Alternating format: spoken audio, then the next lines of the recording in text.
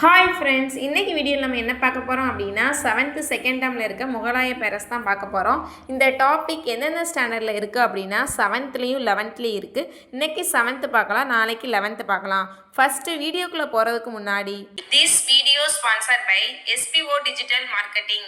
SPO வந்து ஒரு part time job. இதில் வந்து நீங்கள் பேசிக்கான இன்டர்நெட் நாலேஜ் இருந்தால் நீங்களும் ஜாயின் பண்ணலாம். இதில் எந்த மாதிரி ஒர்க்கெல்லாம் இருக்கும் அப்படின்னா ஃபேஸ்புக், இன்ஸ்டாகிராமில் வந்து பிக்சர் ஷேர் பண்ணுறது, கண்டென்ட் ஷேர் பண்ணுறது, அந்த மாதிரி ஈஸியான ஒர்க்கு தான் இருக்கும்.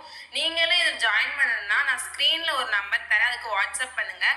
மேலும் இதை பற்றி ஃபுல் டீட்டெயில் வந்து நான் டிஸ்கிரிப்ஷனில் கொடுத்துருக்கேன், நீங்களும் செக் பண்ணிட்டு ஜாயின் பண்ணிக்கோங்க. வீடியோக்குள்ளே போகலாம்.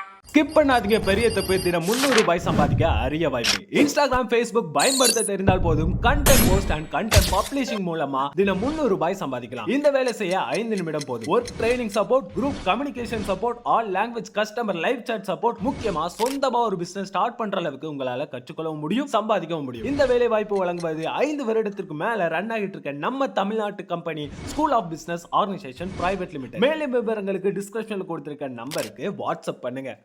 ஃபஸ்ட்டு பாயிண்ட் என்ன அப்படின்னா முகலாய பேரரசை வந்து வரிசைப்படுத்துகன்னு சொல்லுவாங்க. பாபர், ஹுமாயூன், அக்பர், ஜஹாங்கீர், ஷாஜகான், அவுரங்கசீப். இதை வந்து நீங்கள் வரிசைப்படி கண்டிப்பாக பார்த்து வச்சுக்கோங்க. ஃபஸ்ட்டு முக்கியமான பாயிண்ட் என்ன அப்படின்னா முகலாயரோட ஆட்சி வந்து 1526 to 1707 வரை ஆட்சி பண்ணாங்க.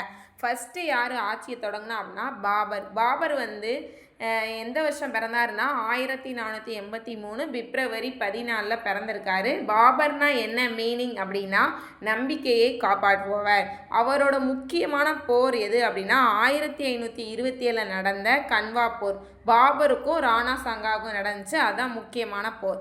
அவரோட சுயசரிதம் என்ன அப்படின்னா துஸ்கி பாவரி. இது வந்து இந்த நூல் எதெல்லாம் பற்றி சொல்லுது அப்படின்னா மலர், மரங்கள், கனிகள் பற்றி சொல்லுது. நான் முக்கியமான பாயிண்ட்ஸ் மட்டும் தான் சொல்கிறேன். இதை மட்டும் பார்த்தாவே நீங்கள் குரூப் 4க்கு போதுமானதாக இருக்கும். அடுத்து பாபருக்கு அப்புறம் வர்றது யார் அப்படின்னா ஹுமாயூன். ஹுமாயூனோட சகோதரர்கள்லாம் யார் அப்படின்னா ஹம்ரான், ஹிண்டால், அஸ்காரி. இது போன குரூப் 4ல் இந்த கொஸ்டின் கேட்டிருந்தாங்க, அதனால் நல்லா பார்த்துக்கோங்க. அடுத்து வந்து 1539 சௌச்சா என்னும் இடத்துல போர் நடந்துச்சு. கன்னௌசி போர் வந்து 1540 நடந்துச்சு. அந்த கன்னௌசி போருக்கு இன்னொரு பேர் என்ன அப்படின்னா பில்கிரம் போர்.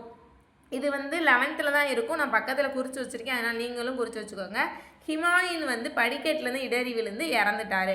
அடுத்து செர்சா வந்து பீகாரில் சசாரம் பகுதியை ஆண்டு வந்தார். இவர் வந்து நில வருவாய் முறையினை வந்து அறிமுகம் செய்தார். அப்புறம் பல சாலைகள் அமைத்தார், அதெல்லாம் ஓகேவா. அடுத்து முக்கியமான பார்க்க போகிறது அக்பர் வந்து 14 வயது அக்பர் மகன் வந்து அரசவையாக ஏறினார். இவர் வந்து ஃபஸ்ட்டு 2ஆம் பானிபட் என்ற இடத்துல வந்து அக்பருக்கும் ஹெமுக்கும் போர் நடந்துச்சு. அதில் வந்து அக்பர் வந்து வின் பண்ணிடுவார். அடுத்து முக்கியமான போர் வந்து ஹால்காட்டி போர் வந்து அக்பருக்கும் ராணா பிரதாப் சிங்க்கும் நடக்கும் 1576. ஓகேவா. அந்த போருமே ரொம்ப ரொம்ப இம்பார்ட்டன்ட், பார்த்து வச்சுக்கோங்க. அடுத்த முக்கியமான பாயிண்ட் என்னென்னா அக்பர் வந்து எப்போ இறந்தாருன்னா 1605 இறந்தார். அவரோட உடல் வந்து ஆக்ரா அருகே சிக்கந்தராவில் நல்லடக்கம் செய்யப்பட்டது. அந்த பாயிண்ட் ரொம்ப முக்கியம், அதையும் பார்த்து வச்சுக்கோங்க. முஸ்லீம்கள் அல்லாதோர் மீது விதிக்கப்பட்ட ஜெசியா வரியும் இந்து பயணிகளின் மீது விதிக்கப்பட்ட வரியும் நீக்கினார். யார் அப்படின்னா அக்பர் தான் நீக்கினார். அந்த பாயிண்ட் ரொம்ப முக்கியம். பின்னாடி பாருங்கள், அக்பர் அவையில் இருந்த இசை மேதையான தான்சன், ஓவியர் தஸ்வந்த் ஆகியோர் அக்பர் அவையை அலங்கரித்தனர். அடுத்து அக்பருக்கு அப்புறம் அவங்க பையன் ஜஹாங்கீர் வருவார். ஜஹாங்கீர் வந்து என்ன மீனிங் அப்படின்னா உலகத்தை கைப்பற்றியவர். ஜஹாங்கீரோட மனைவி யார் அப்படின்னா நூர்ஜஹான் என்று அழைக்கப்பட்ட மெஹருநிஷா. ஓகேவா.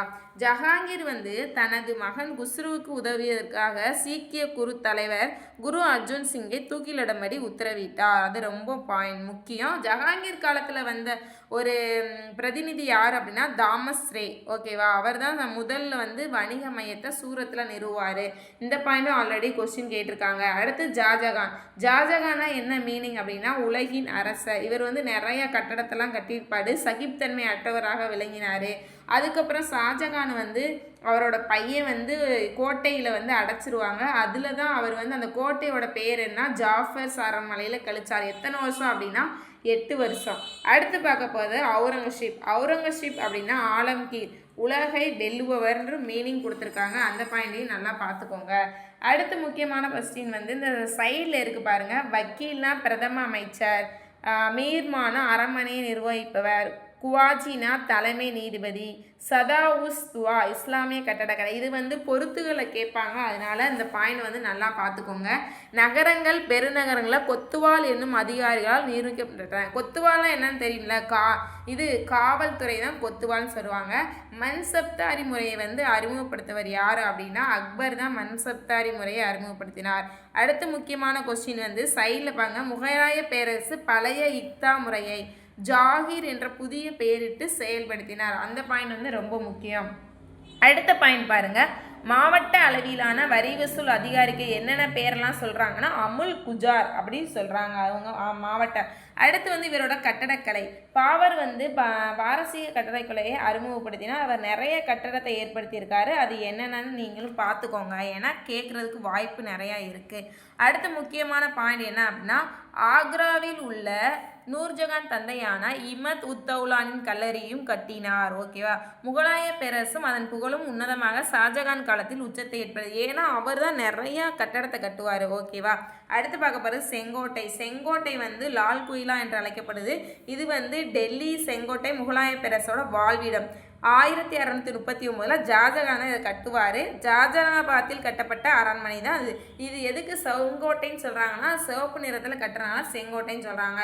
அவ்வளோதான் ஃப்ரெண்ட்ஸ், இதோட 7th இருக்க முகலாய பேரரசு முடிஞ்சு அடுத்து 11th இருக்க முகலாய பேரரசு பார்க்கலாம். நீங்கள் சொன்ன மாதிரி பின்னாடி ஒன்னோடு அட்டாச் பண்ணியிருக்கேன், இதை பார்த்து நீங்களும் குறிச்சிக்கோங்க. உங்களுக்கு என்னோடய வீடியோ பிடிச்சுன்னா லைக் பண்ணுங்கள், ஷேர் பண்ணுங்கள், கமெண்ட் பண்ணுங்கள். முக்கியமாக உங்கள் ஃப்ரெண்ட்ஸ் யாராச்சும் டிஎன்பிசியில் Group 2 Group 4 படிக்கிறாங்கன்னா அவங்களுக்கு என்னோடய வீடியோவை ஷேர் பண்ணுங்கள். ஓகே, பாய்.